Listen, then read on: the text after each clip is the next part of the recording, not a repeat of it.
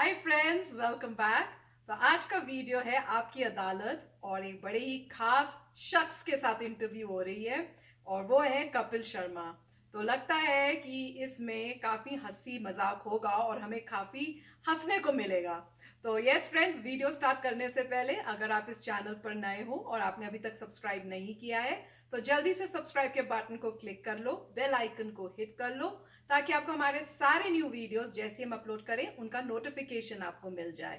और वीडियो देखने के बाद अगर आपको मजेदार लगे, ये इंटरव्यू आपको हंसाए तो कर देना लाइक और शेयर करना ये वीडियो अपने फ्रेंड्स और फैमिली के साथ। तो चलो फ्रेंड्स, देखते हैं ये वीडियो। नमस्कार, आपकी अदालत में आपका स्वागत है। आपकी अदालत में आज हमें खास मुकदमा लेकर आए हैं। आपकी अदालत के इस खास मुकदमे में आज जिन पर मुकदमा चलेगा उन्हें बुलाऊं, इससे पहले आज के जज को बुलाना चाहता हूं। आज के इस मुकदमे के लिए हमारे खास जज हैं, भोजपुरी फिल्मों के बहुत बड़े स्टार हैं, सिंगर हैं, मेंबर ऑफ पार्लियामेंट हैं, मनोज तिवारी।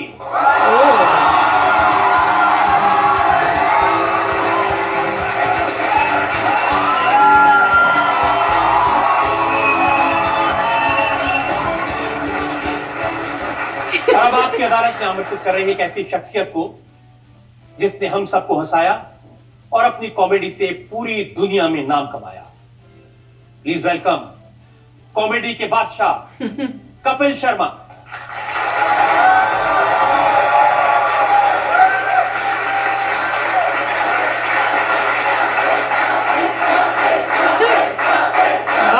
Please welcome Kapil Sharma.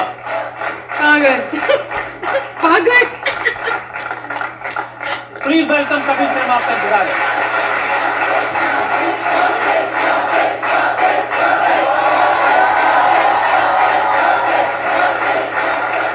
नमस्कार, आपकी अदालत में आप सबका स्वागत है। मैं हूं आपका नया होस्ट कपिल शर्मा।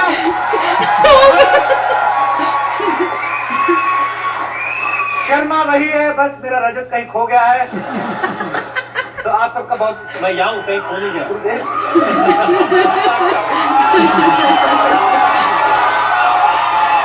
शुक्रिया Kapil Sharma, Rajat Sharma. Thank you so much आपके प्यार के लिए। और सो सॉरी, हम लोग थोड़ा लेट शुरू कर रहे हैं बिकॉज मैं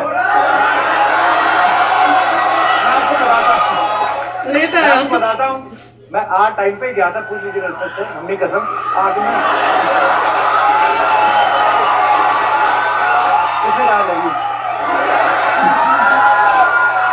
शुक्रिया, I love you too, thank you. अच्छा, मुझे जिंदगी में कभी इतनी घबराहट नहीं हुई, मेरी टांगें कांप रही हैं आज कसम से। मुझे ऐसा लग रहा है मेरे ब्लड में से किसी ने हीमोग्लोबिन चूस लिया है।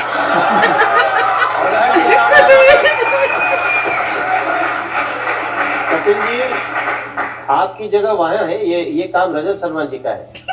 जैसा आपकी जगह पार्लियामेंट में आजकल आप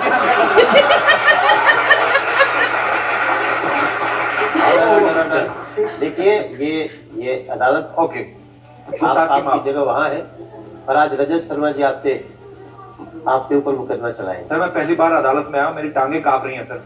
नहीं, बिल्कुल घबराने की जरूरत नहीं है, बहुत अच्छी जगह है ये। जब देश की जनता आपके साथ है तो कांपने की, डरने की जरूरत नहीं। अरे वाह, आपकी अदालत में एक सेकंड सर, 2 मिनट फील तो लेने दीजिए। कमाल है। तो आपकी अदालत में आज का मुकदमा शुरू करें इससे पहले आज के जज मनोज तिवारी साहब की इजाजत चाहेंगे आपकी कार्रवाई शुरू करने की।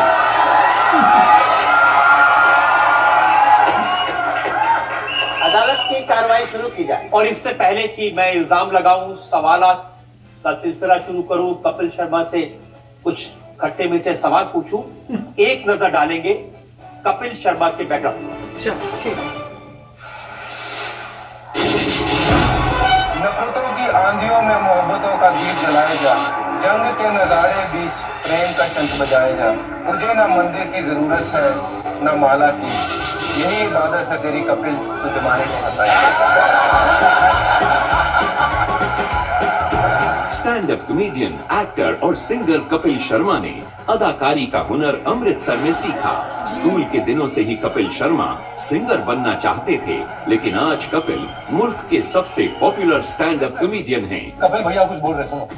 गोरी इनको क्या पता भैया किसको। कपिल शर्मा के show comedy nights with Kapil ने कामयाबी के रिकॉर्ड बनाए हैं। अमृतसर के जो डायलॉग्स हैं वो सूट भी इन्हीं को करते हैं। अगर हम राजपाल यादव को दे दें तो कैसा आ जाएगा, मतलब डायलॉग का मूड बदल जाएगा ना। माता का नाम विजय दीनानाथ चौहान, पिताजी का मतलब। इससे पहले कपिल शर्मा ने कई कॉमेडी शोज और नाटक किए, लेकिन कपिल शर्मा को शोहरत मिली जब इन्होंने the great Indian laughter challenge में अपनी कॉमेडी का कमाल दिखाया। खड़े हो भाई, पंजाब का प्रधानमंत्री कौन है? बच्चे भी आगे से बोल देते हैं, गुरदास मान। कपिल शर्मा की पॉपुलैरिटी अमेरिका और कनाडा में भी दिखाई दी। गौर से देखिए इस आदमी को। अब कपिल शर्मा फिल्म किस किस को प्यार करूं में एक नए रूप में नजर आएंगे। ये प्राणी 3 बीवियों का पति है।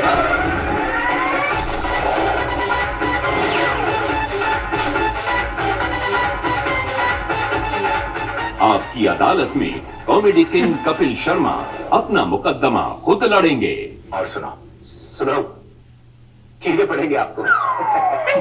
साला बंदूक की नोक पे बहन चिपका दी आपने। तो कपिल तैयार है, आप शुरू करें इल्जामात का सिलसिला। अपनी तरफ से तो तैयारी हो गया हमें।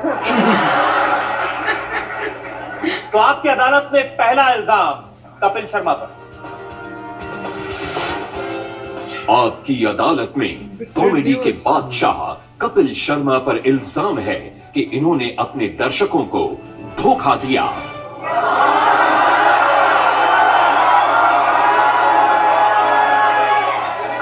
अब कपिल, आप जो कुछ हैं जी, वो टीवी की वजह से है, कॉमेडी शो की वजह से है। जी बिल्कुल सर। और टीवी ने इतना बड़ा बनाया, जनता ने आपको इतना प्यार दिया जी। और मैंने सुना है कि आजकल ये चर्चा है कि टीवी छोड़ के फिल्मों में जा रहे हैं। मैं टीवी छोड़ नहीं रहा हूं सर, पर हाँ ये है कि साथ में वो भी करने जा रहा हूं, पर ये सब लोग चाहते थे एक्चुअली। तो तुम्हें क्या प्रॉब्लम हो रही है? तीन भी है ना, उस मूवी में क्यों कर रहे हो? भाई अखबारों में खबरें छप रही है कपिल, अखबारों में खबरें छप रही है कपिल कॉमेडी नाइट से छुट्टी ले लेंगे, कपिल दादी और बुआ के साथ यूएस चले गए, कपिल के नखरे बढ़ गए। हमेशा अपनी तरफ से कई बार सूत्रों के हवाले से हमें पता चला फिर या तो हमसे पूछो ये सूत्र रहते कहां, मुझे पता ही नहीं।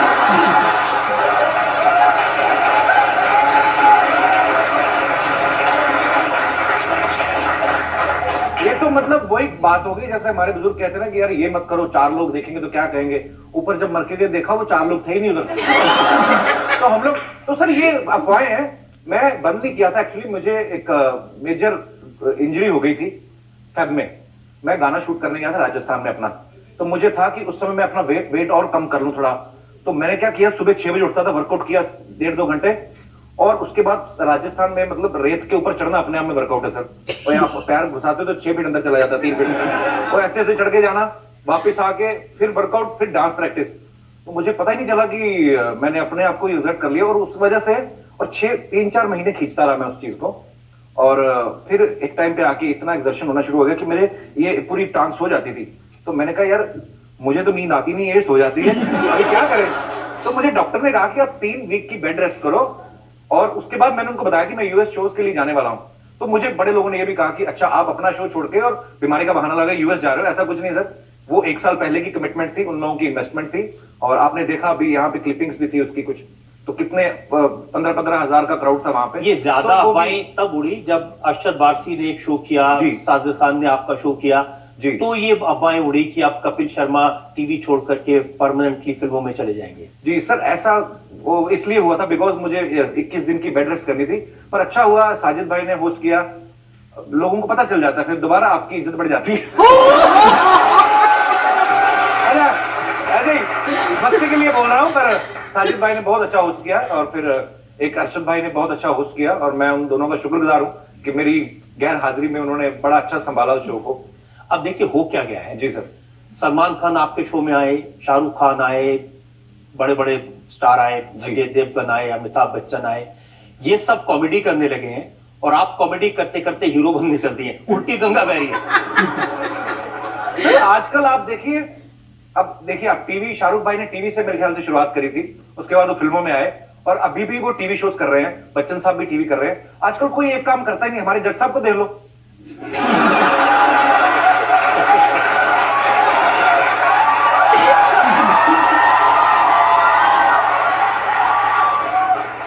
गाने ये गाते हैं अपनी फिल्मों के, भोजपुरी फिल्मों के इतने बड़े स्टार हैं, अभी पार्लियामेंट में भी हैं। आज 2 घंटे की छुट्टी थी, इधर आके बैठ गए।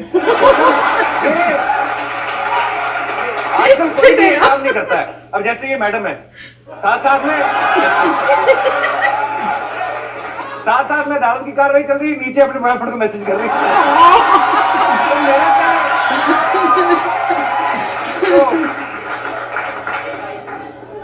तो जो आपकी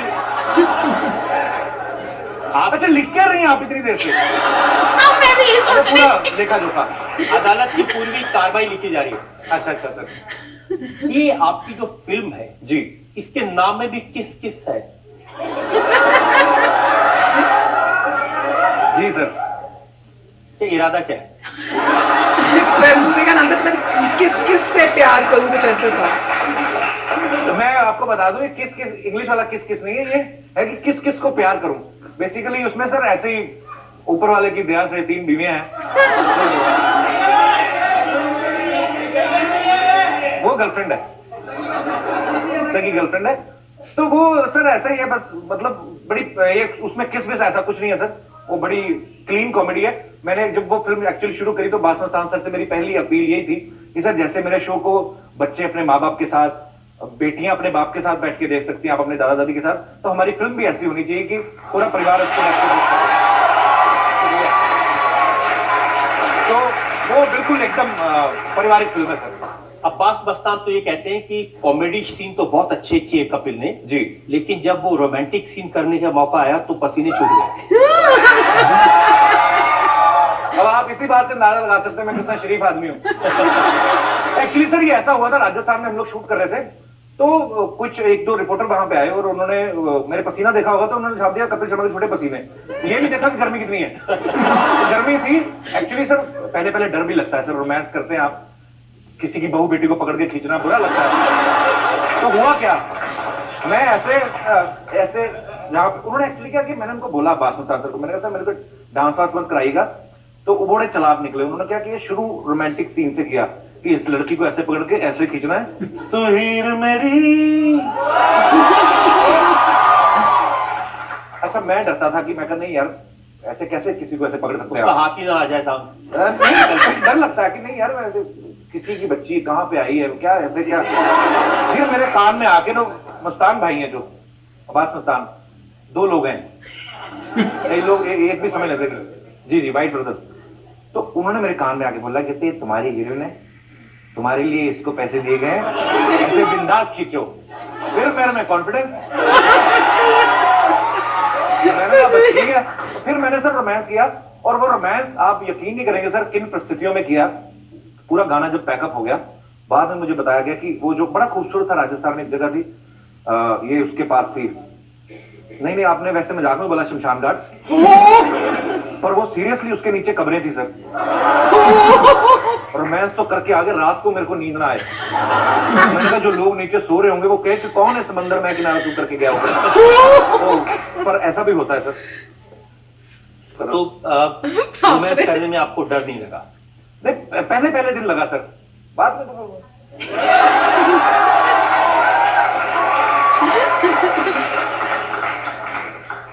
अंदर से पंजाबी है ना सर, या तो हमारी कौम ऐसी, या तो कुछ नहीं करते या सीधे प्रधानमंत्री बनते हैं, पर आजकल नहीं चल रही है। हाँ जी, ताड़ी भी है चार है। लोग ये भी पूछ सर जी आप यहाँ बैठे ड्यूटी कौन कर रहा है बाहर? चलिए अच्छा, मुझे बहुत अच्छा लगा सर आप आए। वर्दी में आपको पता मेरे पिताजी पुलिस में थे, तो मुझे मेरा पुलिस वालों से खास लगाव है, तो थैंक यू सो मच आप आए शो में, शुक्रिया। लोग ये पूछ रहे हैं कि जो बड़े बड़े स्टार्स हैं, सलमान है, शाहरुख खान, से कुछ सीखा नहीं। कोई अपनी फिल्म ईद पे रिलीज करता है जी, कोई अपनी फिल्म दिवाली पे रिलीज करता है, आपने ऐसा कुछ सोचा नहीं? सर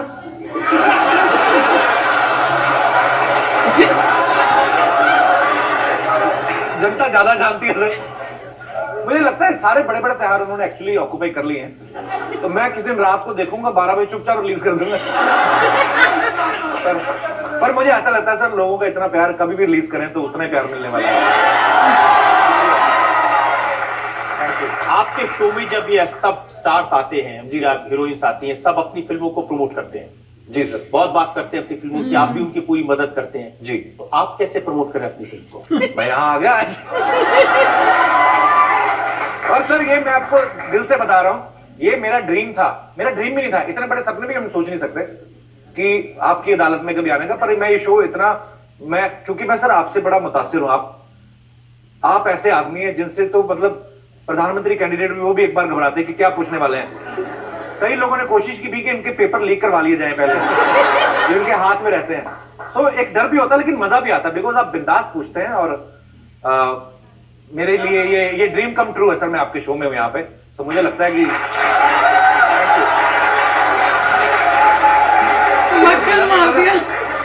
कपिल, जितना प्यार, जितना जोश लोगों में दिखाई दे रहा है, मेरी बहुत शुभकामनाएं आपके साथ है, पूरी जनता की शुभकामनाएं हैं। आपकी फिल्म जब 25 सितंबर को रिलीज हो तो ये सुपर हिट हो, बहुत लोग इसको देखें और ये नए रिकॉर्ड बनाए। हमारी शुभकामनाएं। शुक्रिया सर।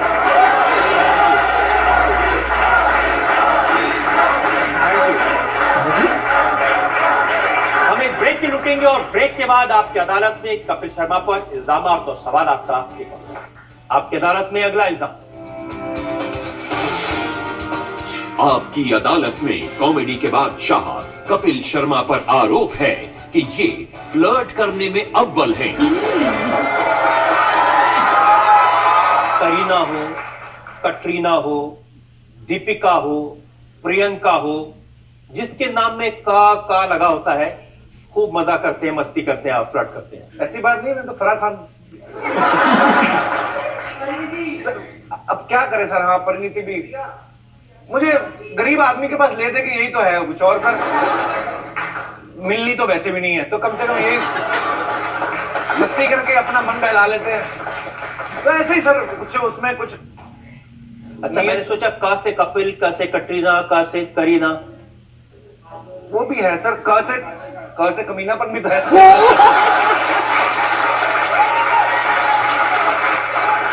ऐसे ही सर प्यार मोहब्बत बांटनी चाहिए। 4 दिन की जिंदगी क्या लेके जाना है, ये जो इतना प्यार बांट के जाओ। ये जो शौक है प्यार मोहब्बत बांटने का, जवानी में भी था या अभी ऐसे हो गया?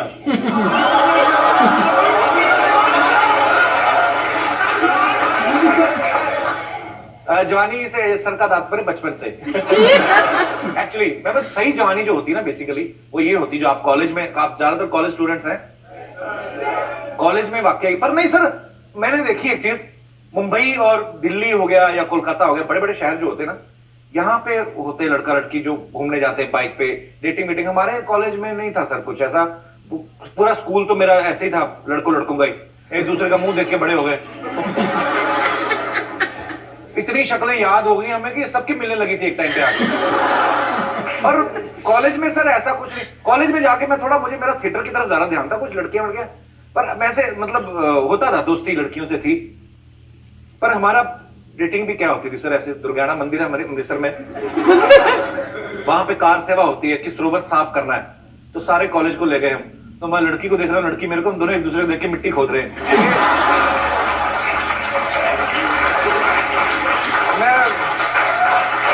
तो ये रॉ रोमांस जो होता था। इंप्रेस करने के लिए क्या करते थे?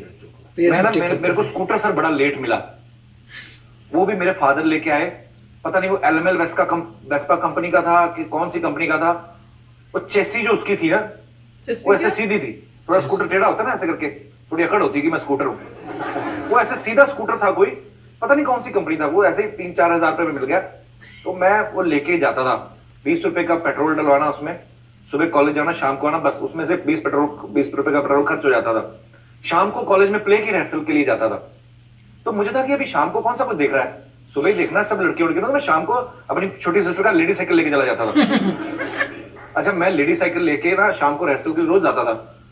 तो एक दिन मेरा दिल किया मैं लस्सी पीता हूँ, और हमारे लस्सी की दुकान थी, तो मैंने लेडी साइकिल ऐसे खड़ा किया सर साइड पे, तंग गली थी, तो लस्सी पी रहा हूँ। तो ना मेरी क्लासमेट एक आ रही थी अपनी माँ के साथ, वो कॉलेज के सामने रहती थी।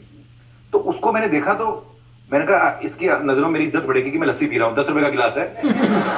तो मैं ऐसे लस्सी पी रहा हूँ, तो मैंने कहा किसी तरीके ये देख ले कि मैं बड़ा वाला गिलास पी रहा हूँ, छोटा भी नहीं है ना।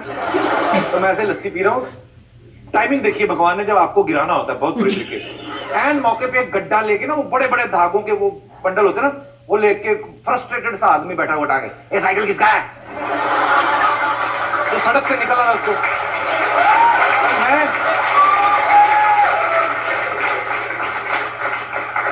अच्छा सर, मेरी लस्सी ना अंदर निकले, मुझे था कि अच्छा वो लड़की भी देख रही है, वो खड़े वहां पे कोई दुकान पे, मैं बिल्कुल सामने, आई टू आई कांटेक्ट बना हुआ, ना मैं बोल सकता हूँ कि साइकिल मेरा है, क्योंकि उसने मुझे हमेशा स्कूटर पे देखा है।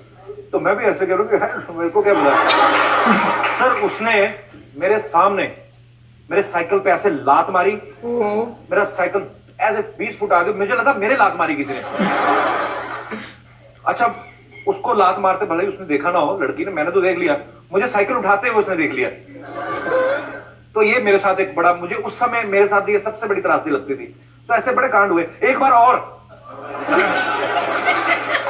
एक ऐसी लड़की मेरी फ्रेंड बन गई, ऐसी, तो कहती हम लोग ऐसे घूमने फिरने जाना, हमारी यूनिवर्सिटी के सामने पिज्जा, वो नया पिज्जा का खुला था कुछ रेस्टोरेंट। तो मेरे पास 80 रुपए था, मैं पीछे पे जॉब करता था तब, तो मैं 80 रुपए मेरे पास थे, तो मैंने हिसाब लगाया घर पे कि 60 रुपए का पिज्जा था शायद उस समय, अभी तो 120-150 से कम नहीं आता है।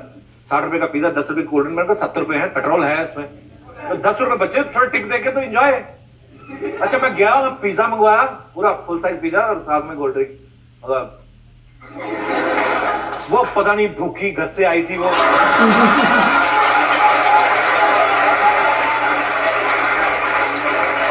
पूरा। अच्छा, मैं एक स्लाइस धीरे धीरे करके खाऊं, कभी उसमें से मशरूम उठा लूं, कभी उसमें ऑलिव पूरा भी ना खाऊं कि अगर जल्दी खत्म हो गया तो और मंगवाना पड़ सकता है। तो मैंने एक स्लाइस नहीं खत्म किया सर, उसने पूरा खत्म कर लिया। ऊपर सर गंदा सा डकार लेके उसने फ्रेंच फ्राइज ऑर्डर कर दिया। फ्रेंच फ्राइज ऑर्डर किए, मेरा बजट हिल गया सर। तो मैं तो सोच लिया था वैसे ही, उसके बाद मिली नहीं मेरे को वो। उसको लगा हुआ जो मेरे एक टाइम का खाना नहीं खिला पाया, और आज देखती होगी।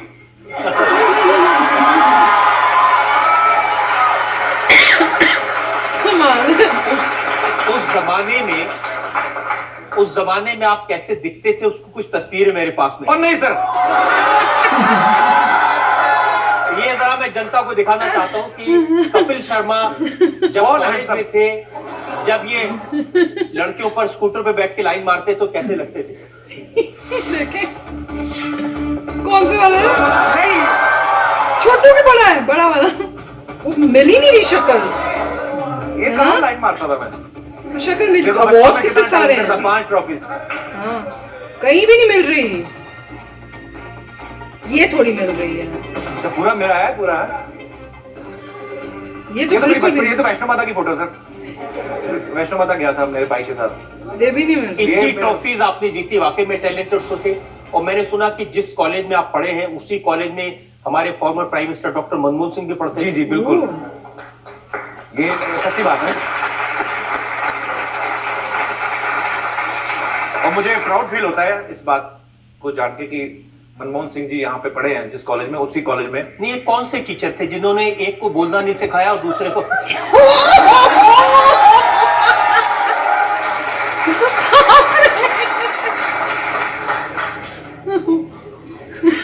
क्या बोला? सर आपको तो सीबीआई में होना चाहिए, इतनी इंफॉर्मेशन तो उनके पास नहीं होती है। देखिए वो कितने शांत और आप कितने नटखट शरारती। सर अपना अपना स्वभाव होता है, इसीलिए वो शांत स्वभाव के, इसीलिए उनको बागडोर भी बड़ी काम की संभालेगी, देश संभालिए आप। मुझे कोई अपनी बेटी संभालने की जरूरत नहीं। ठीक है सर, अपना अपना स्वभाव होता है। उन्होंने तो सोच लिया था कि उन्हें क्या बनना है, इकोनॉमिस्ट बनना है जी। आपने सोचा था क्या बनना है? सर मुझे ना सीरियसली बताऊं ना, मुझे सर शौक एक्चुअली सिंगिंग का था पहले। तो मैं ऐसे ही मुझे लगता था, क्योंकि हमारे कॉलेज में फंक्शंस होते थे, गुरु नानक साहब का एक तो गुरपुरब होता था, तो उसमें मैं एक धार्मिक शब्द गाता था, और एक कृष्ण जन्माष्टमी मनाई जाती थी। तो उस जन्माष्टमी खत्म होने के बाद एक एक लड्डू एक एक केला मिलता सब स्टूडेंट्स को। तो मैं हमेशा सर उसमें भजन गाता था। मुझे लगता था कि हमेशा जब आप पढ़ते हो देखिए, आप एक बात छुपा रहे हैं, ये भी तो बताइए कि आप आगे नहीं होते थे, पीछे जो कोरस होता था उसमें खड़े होते थे। नहीं, ये बात की है जब मैं प्रोफेशनली करने लगा। जब मैं कॉलेज फिनिश किया उसके बाद पंजाबी सिंगर्स के साथ मैं ऐसे शोज करने जाता था सर, तो पीछे मैं कोरस करता था, होए होए ये सब। तो पर सर वो बड़ा टफ पीरियड था वो। मतलब पंजाब में जब आप शादियों के शोज वगैरह करते हो तो ये मतलब वहां पे पैसे कमाना इजी नहीं है। मुझे याद है एक कोई पुलिस ऑफिसर थे, उनके ब्रदर इन लॉ की शादी थी, उनके साले साहब की। साले की शादी होती थी, जीजा तो वैसे ही जीजा होता है, तो एक तो ऊपर से साले की शादी। तो पहले तो उन्होंने मतलब उनके अपने पर्सनल जो भी हार हथियार था गोलियां चलाई, और जो टेंट लगे होते उनमें छेद कर दे, गोलियां चल रही हैं। और हम लोग गाना भी वो गा रहे थे, मैं डर दी रब, गोलियां चलाने शुरू हुए तो हम लोग धीरे धीरे करके हम लोग साउंड स्पीकर के पीछे, और वो साहब ऊपर आके स्टेज के ऊपर। तो मुझे मतलब डर लगा कि यार ये मेरी जिंदगी का आखिरी शो भी हो सकता था। सीरियसली वो बड़ा मुश्किल होता था, पर वो ठीक है सर, उन चीजों ने बड़ा सिखाया है। तो सिंगर बनना चाहता था, पर मैंने बाहर जब देखा सर इतना टैलेंट है हिंदुस्तान में, इतने सारे रियलिटी शोज आते हैं सिंगिंग के, तो लाइनें लगी होती हैं और हजारों लोग और सबके सब सुरीला गाने वाले। तो फिर मैंने कहा भाई अपनी दाल नहीं गलेगी। पर एक टाइम होता है सर, अगर आप कुछ चीज मान के चलते ही मुझे ये करना हो जाता है। जैसे सिंगर बनने के लिए निकला था, लेकिन धीरे से रियलाइज हो गया मेरे को कि नहीं होने वाला। फिर एक्सीडेंटली ये कॉमेडी शुरू हो गई। अब वो करते करते अपने काम को ईमानदारी से करते जाओ तो आपके जो सपने हैं वो अपने आप पूरे होते हैं। कितनी ईमानदारी से आप कर रहे हो कि सर मैं क्योंकि आप सिंगर नहीं बन सके जी, अपने अरमान पूरा नहीं कर सके जी, तो बड़े बड़े सिंगर्स का मजाक उड़ाते अपने शो में। नहीं मजाक नहीं उड़ाता हूँ सर, मेरे को अच्छा लगता है। क्योंकि मैंने सीखा नहीं सर, लेकिन मैंने सुना बहुत अच्छा सिंगर। मैं पंडित भीमसेन जोशी साहब अब इस दुनिया में नहीं, लेकिन मैं उनका इतना मुरीद उनका कि मुझे लगता भी नहीं वो गए इस दुनिया से, क्योंकि जब तक हम उनको सुनते हैं, उनकी आवाज को सुनते हैं, तो वो हमेशा अमर है। मैं हरिहरन साहब, जगजीत साहब, गुलाम अली साहब को सुनता हूँ। जगजीत तो आप एक प्रॉब्लम बता रहे थे एक शो में। नहीं, मैं ऐसे सर मनगढ़ंत थी एक्चुअली वो कहानी। मैं सोचता हूँ कि जैसे हम लोग कभी जाते हैं, जैसे आप सब लोग कॉलेज गोइंग स्टूडेंट्स हैं, अच्छे अच्छे पढ़े लिखे लोग हैं, तो कई बार होता है सर बहुत बड़ा मेला चले गए आप, 40,000 का क्राउड है, बीच में 35,000 पी के आए रहते हैं, दिवाली दशहरे का मेला एंजॉय कर रहे हैं लोग, तो वहां पे फिर फरमाइशें करते हैं लोग हैं। तो मैं ऐसे ही अपने मन में सोचता रहता हूँ कि उनको भी तो प्रॉब्लम्स आती होंगी, क्योंकि ऑडियंस तो भगवान का रूप दर्शक, सब बोल देते हैं कुछ भी। तो कई बार दो लगे हुए हैं तो एंजॉय में पता भी नहीं चलता उनको स्टेज पे कौन खड़ा है। सोनू निगम गा रहे तो उनको 2 पैक लगा के रहे, हेलो आशा जी के गाना सुनाओ लता जी की आवाज में, कुछ भी बोल सकते हैं। तो ऐसे ही मैंने अपने शो में ऐसे ही मैंने अपने ऐसे फिक्शन क्रिएट किया। मैंने कहा कि हो सकता है कि उनको ऐसी प्रॉब्लम्स आती हो तो वो कैसे हैंडल करते होंगे। तो बता दीजिए कैसे बताया।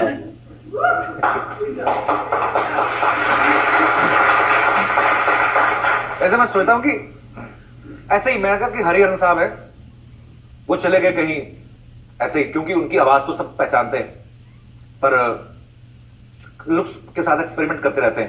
तो उन्होंने चोटी रखी हुई है, ऐसे लंबी दाढ़ी बढ़ा ली है। तो कहीं पंजाब में फंक्शन करने चले गए, पंजाब पुलिस के ऑफिसर्स बैठे हुए हैं, ये कौन है भाई साहब? तो वो गाना गा रहे हैं अपना, तू ही रे तेरे बिना मैं कैसे जीऊं। अच्छी है। तो एक ऑफिसर ने नहीं पहचाना बाय मिस्टेक, कहते ये कौन है भाई साहब? तो दूसरे वाले साथ वाले बोल रहे सर ये हरिहरन है। कौन है सर? हरिहरन। अच्छा ये चीर हरन तो सुना था, हरिहरन क्या हुआ?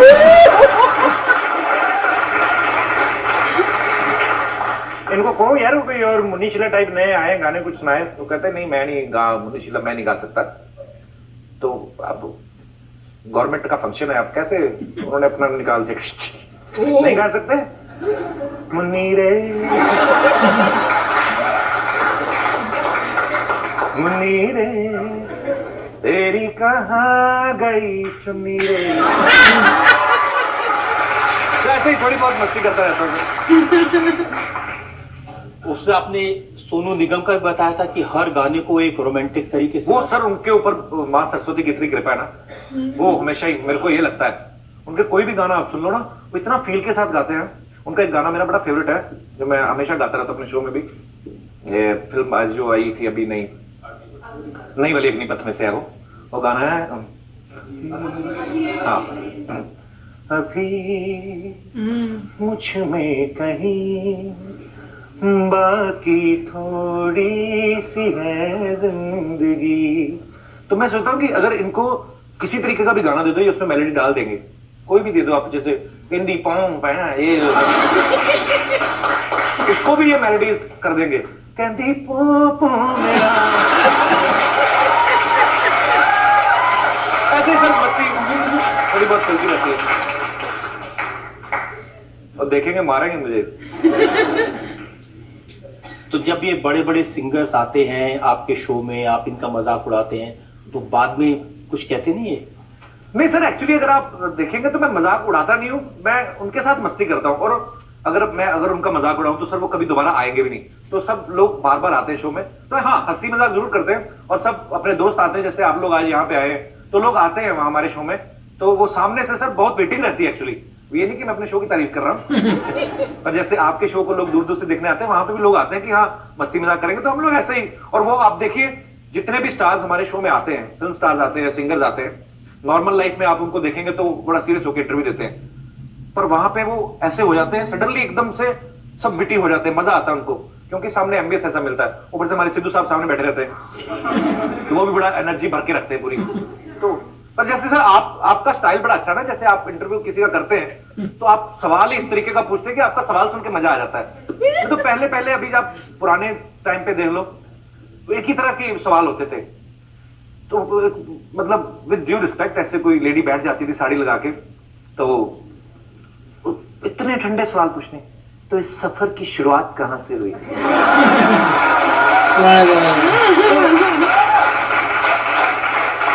सामने वाला भी ठंडा हो गया। बस मैं बहुत गरीब था, रेलवे स्टेशन पे सोया था। सवाल ही ऐसा मरियल सा, सामने आदमी ऐसा हो जाता है। So sad. इंस्पिरेशन कहां से मिलती? कैसा लग रहा है आपको कि मशहूर हो गया बंदा अच्छा ही लगेगा? अच्छा, इंटरव्यू जब मशहूर हो गया हूं तो मेरा बीपी लो हो रहा है, मैं अच्छा नहीं फील कर रहा हूं। तो सर वो चीजें मैंने सर आपसे बहुत सीखा, मैं फ्रैंकली कहता हूं ये बात, क्योंकि आपके क्वेश्चन में ही एक ह्यूमर होता है अपने आप में। सामने वाला चाहे जवाब देना दे, आप रिस्पॉन्स ले जाते हैं। कपिल, आपकी वाकई में इस बात के लिए तारीफ करनी होगी कि आपने सिंगिंग में, एक्टिंग में, एंकरिंग में, जी, सब में कमाल हासिल किया। और जितना लोगों को आपने हंसाया, जितना लोगों ने आपको अप्रिशिएट किया, इतना प्यार लोगों को आपको मिला, ये बहुत कम लोगों को ये नसीब होता है। शुक्रिया सर, आप सब लोगों का बहुत बहुत शुक्रिया। हम एक और ब्रेक रुकेंगे और ब्रेक के बाद आपकी अदालत ने कपिल शर्मा पर इल्जामात और सवालात का तो फ्रेंड्स, बड़ा ही मजेदार चल रहा है ये आपकी अदालत में, और बहुत ही हंसी मजाक हो रहा है। और वैसे तो हमें पता ही है, जहां कपिल शर्मा होंगे वहां हंसी मजाक तो खूब होगा। तो कहाँ हम लोग सीरियस आपकी अदालत देखते थे और कहाँ एकदम से इतना चेंज देख रहे हैं जहाँ इतना हंसी मजाक हो रहा है। और पहले तो मुझे लगा था जो जज हैं वो कहीं इनको डांट ही ना मार दे जिस तरह से हरकतें कर रहे हैं, पर बहुत ही मजेदार है, बहुत हंस रहे हैं। और वैसे कहते हैं ना, laughter is the best medicine. तो मजा आ रहा है सुन के, हाजिर जवाब हैं, तो हर चीज को मजाक में घूम फिरा के आंसर दे रहे हैं, तो बहुत ही मजा आ रहा है। अच्छा लगा देख के, डिफरेंट टाइप ऑफ आपकी अदालत। नॉर्मली सीरियस होते हैं, एलिगेशंस टफ होते हैं, और रजत शर्मा जी बहुत अच्छे सवाल पूछते हैं, मतलब बहुत कॉम्प्लिकेटेड सवाल पूछते हैं, डीपर जिनके होते हैं, डीप सवाल होते हैं, उनका आंसर मुश्किल होता है। यहाँ पे सारे मज़े के उनके पूरे क्वेश्चंस आ रहे हैं, और कपिल शर्मा जी को बहुत टाइम दिया जा रहा है अपनी एक्सप्रेस करने के लिए, अपनी कॉमेडी। जैसे हर बात में वो उधर से घुसते हैं अंदर, फिर वो जो लेडी जो लिख रही हैं उनसे बातें करते हैं, फिर वो जो जज हैं उनके बारे में करते हैं, फिर लोगों से मस्ती करते हैं, उनसे आपस में बातों में पड़ जाते हैं, फिर एग्जाम्पल्स देते हैं अपनी लाइफ के, और एक्सप्लेन करते हैं अपने बारे में आगे पीछे। सो मतलब काफ़ी उन्होंने उनको टाइम दिया है एक्सप्रेस करने के लिए अपनी कॉमेडी को। लोग हंस रहे थे, तालियां मार रहे थे, तो काफ़ी डिफरेंट तरीके का माहौल था। और ये भी अच्छा था, उन्होंने थोड़ा एक्सप्लेन किया कि हमारे जो शो होता है, ऑफ कोर्स वो काफ़ी पॉपुलर हो चुका है, काफ़ी लोग वेटिंग में आते हैं, मगर किसी का ऐसा सच मजाक नहीं उड़ाते, जैसे उनके हिसाब से मस्ती कर रहे हैं। तो क्योंकि उनको भी पता है कि अगर मजाक उड़ाएंगे, को बुरा मान गया तो वापस नहीं आएगा, तो उस हिसाब से वो मस्ती कर रहे हैं लोगों से कि वापस आएँ, और डिफरेंट तरीके से मतलब बता रहे हैं कि पहले इंटरव्यू कैसे होती थी, अब कैसे इंटरव्यू होती हैं। तो काफ़ी अच्छा माहौल बनाते हैं और वो खुश हैं कि लोगों को पसंद आ रहा है, और वो भी बता रहे हैं कि अब वो ट्रांजिशन कर रहे हैं मूवीज़ में, मगर ट्रांजिशन नहीं है, ये सिर्फ मूवीज़ भी कर रहे हैं टीवी के साथ। तो काफ़ी मज़ेदार शो है। यस फ्रेंड्स, तो जल्दी से आपको करते हैं बाय बाय, ताकि हम आगे का पार्ट देख सकें और जल्दी से आपके साथ उसको शेयर कर सकें। तो चलो फ्रेंड्स, चलते हैं, मिलेंगे नेक्स्ट वीडियो में बहुत ही जल्द। Till then, take care and bye bye. तो अगर आप मेरे इस चैनल पे नए हो तो जल्दी से सब्सक्राइब के बटन को हिट करो और बेल आइकन को क्लिक करो, ताकि आपको मेरा जब नया वीडियो मैं लगाऊं आपको उसके बारे में जल्दी से पता चल जाए।